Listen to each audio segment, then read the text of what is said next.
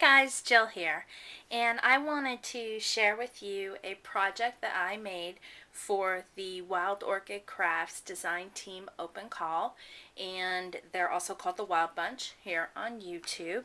So I actually made two different things. Today is my parents' 48th wedding anniversary, and so of course I wanted to make them a photo album as well as a card, and they're spending the day at Daytona Beach, and beautiful day for that, so that was wonderful. So here's the project I made. This book is a design by Kathy Orta, who's Paper Phenomenon. I want to get that out there first. I think she calls it the Contessa, and it's just a really neat, I don't even know that she calls it a mini book, but it's a really neat project. So this is the cover of the book. I used the DCWV Tea Time paper collection, and I just really like the birds and the colors that are incorporated into this, all of the different stains from the tea. So I was really inspired by this paper. So let me go over the cover, what I used on here. This is a Studio G stamp, and I got this in the clearance section a little while ago. I just stamped it on some scraps of the paper with my coffee archival ink, and this was a pinker scrap, and then I filled in around the words with a splatter stamp. Then on the birds part, I colored this with my distress markers, and then put over some of the stickles, the rock candy stickles, because I thought that matched this glitter a lot more. Okay, then I'm going to go through each of these flowers with you, just so you get an idea of what I used. The main one in the corner here is a cream cherry blossom, and I'm going to tell you what I started with because they're all altered. This is a open rose, which is the 3/8 inch, which is the 10 millimeter. This one right here, and that one started out cream also. This one is the Aster Daisy in pink. This is the open rose 3/4 inch, which is 20 millimeter, and I believe this is chocolate brown. Then I made like a little vine coming out here with a few of the gypsophilia, and they started cream. The rosebuds closed.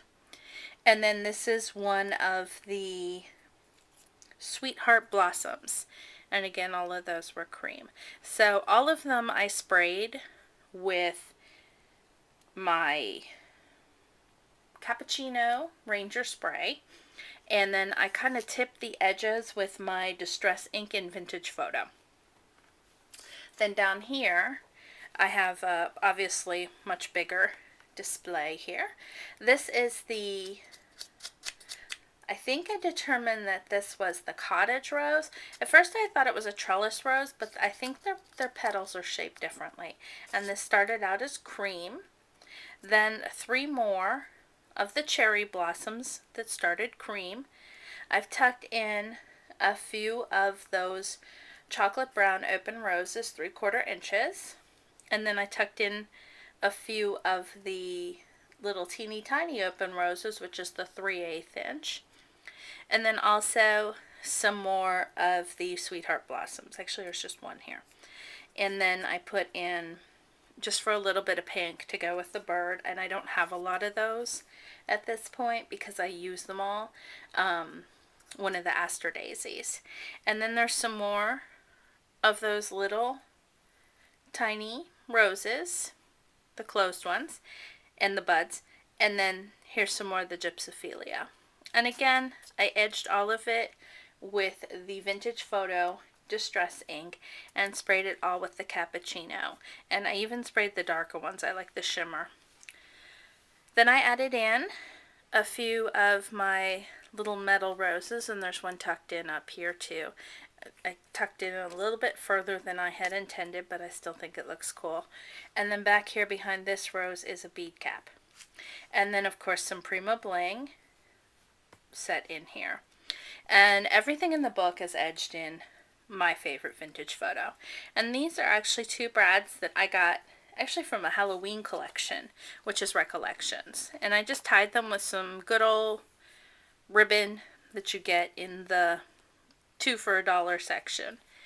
Okay, so this book opens up this direction, and it has the flap on it, and on her book she put a handle, but I decided not to go that route, so it's going to be hard to see how it opens. But here's your first page, and I might configure that a little different because I don't like how it cuts off the little bird's heads. But there's a flap here, and that opens up. I used my Martha Stewart punch, and a lot of the accents are with cream paper. And then the bases are Craft and Craft is now Crumb Cake with Stampin' Up! And Soft Suede, which was an in color. So I alternated between those on all of the pages. And so then it opens up, and you have a pocket here with a photo mat, and then some tags from the collection. Aren't these just cool papers?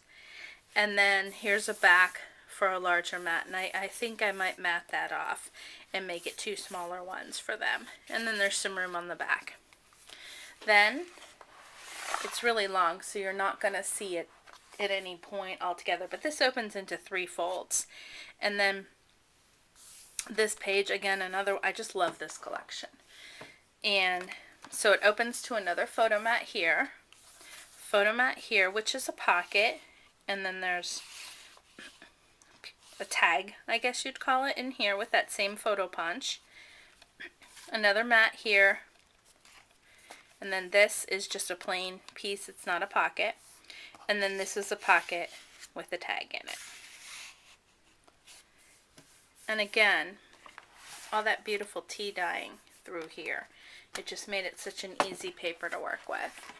Here's the middle piece, which is the same as the front piece. It's just a pocket that opens up. And look at this with the bleeding hearts. Love this page. And I might just make like a little tag here or something for journaling, so that doesn't get covered with a photo.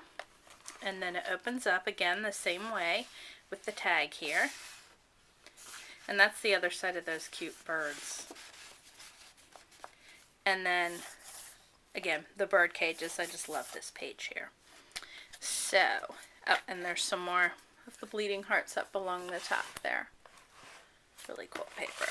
Okay, so then that page closes over top, and then we're on the final page here.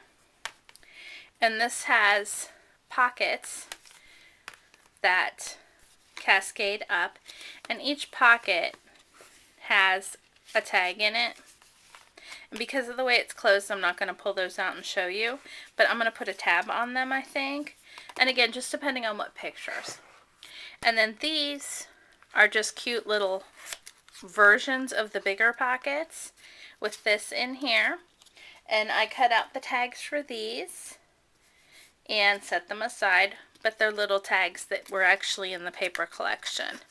And that's just hinged with the same paper that I used. I used the leftovers. And then it just closes up.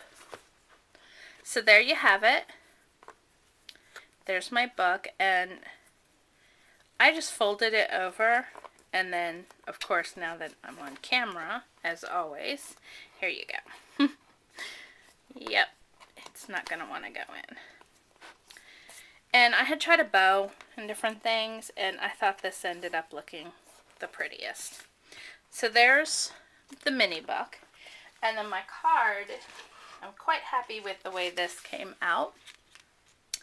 And I'm going to hold this up because it's not so easy to see from that distance, but I wanted to be able to show the book, so my camera's a little higher than usual. So, this is a twisted easel card, and I had seen them before, but wasn't that interested. And then my friend Sharon, who's SM Scrapper, had done one, and it re-piqued my interest because I love easel cards, but I've made everybody I know multiple easel cards, so this was a nice twist on that. Ha, twist. I didn't mean to make that pun there. Okay, so let me go over the front of this. Of course, this is a Spellbinder die. Then I have a layer of Tim Holtz paper from the Lost and Found stack. It just was the right colors. This is a a piece of cream paper, and all of this I started with cream. I really like to work with whites and creams, and I'm sure you all know that with my flowers, with my papers, because then I can make them what I want them. So this is an embossing folder I ran through my Vagabond, and it's from Stampin' Up, and I think it's called Textures. And I didn't put the name on it, and I don't have the packaging anymore. So, and I just ran the vintage photo over the high spots, a little darker in some areas. Then I used my Martha Stewart punch with some scraps of that same paper, because actually this background piece is some of the light paper scraps from that collection. I wanted to tie everything in. So here's all of the little punched pieces. I love using those behind things as filler. This is one of the butterflies that I got at the Scrapbook Expo. And here's some of the bling. And I just colored those with my Copic marker. I used a really dark color. Let's see, dark bark, E49. And again, just taking your white. I love modifying the colors. And then here's some amber colored ones, and that's actually the way that these started out. These started white. And then my Wild Orchid Craft products that I used on here is the Wild Roses, and again cream. I tucked in a few of the Aster Daisies in pink, and then this is the Sweetheart Blossom, and those same chocolate brown open roses, 3/4 inch. And I didn't use a lot on this. I don't like my cards to get too busy. And then I tucked in one of those, it's a little bit smaller than this one, but a rhinestone to kind of fill that space. And then again, when it opens up, I use some of my ribbon trim that I got from Scrapbook, and it's a Making Memories, and I think it's called Brune, and I'm not sure what else. And then because I put congratulations on here, this inside stamp is a Stampin' Up set that I have, and that continues on the inside. And the outside portion is from Inkadoo. And I stamped all of that in Coffee Archival ink. And then this is from that same set. And so it says, congratulations on another year of happy togetherness. And I don't know why I felt compelled. I did the back. I figured with an easel card like this, you're going to see a lot of it. So I decorated all of it. Now the background, I used a bunch of splatter. Of course, I aged the whole piece with my vintage photo. And then I have this thing I like to do, which is using splatter stamps, and I like to use a whole bunch of them so that the splatters aren't all the same. And as you can see, these are very, very well loved stamps. And this one is a Posh Impression stamp, and it was actually back when they were with Rubber Stampede, and it's called Splatter It Up. This one is from a company called Treasure K, and they were in Clearwater, Florida. I don't believe they're in business anymore. And this one's got kind of more of a, the splatters kind of shoot off more, like they were splattered really hard. This is another Posh Impression stamp, Teeny Splatters. Actually Posh Limited at that time. They have had a few name changes, and these are some of the stamps that I got, not that one, this one, when I was on the design team with Posh Impressions for several years. And then this one is Hampton Arts stamps, and this is splatter. And so I like to use these two smaller ones, again all varying, to fill in any spots that I didn't get with these. So that is a technique I love to do, and I'm always kind of on the lookout for more splatter stamps. So there you have it. That is my entries into the design team open call. I really hope that you will consider me for your design team. I absolutely love working with flowers. If you look through my channel, I'm sure everybody knows that. And I also love making them quite different by modifying them with different colors and different sprays and inks. So if you have any questions, feel free to ask. And otherwise, thank you for stopping by, and have a great day.